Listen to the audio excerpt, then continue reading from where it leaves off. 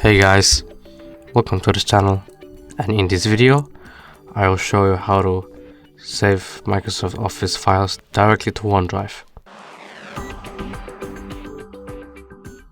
So first, what you want to do, you want to either launch Word, Excel or PowerPoint on your device.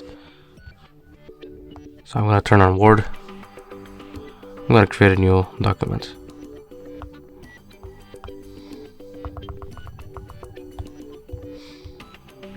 And so you save it.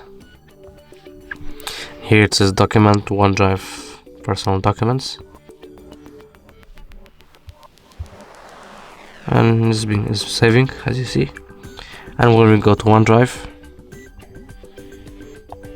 refresh, then here you can see the document that it just saved. So when you open it, it's gonna show the one that I just created. So here's the one, the text that I had written before. And basically that is it for this video. Make sure to like, comment and subscribe, and see you in the next video.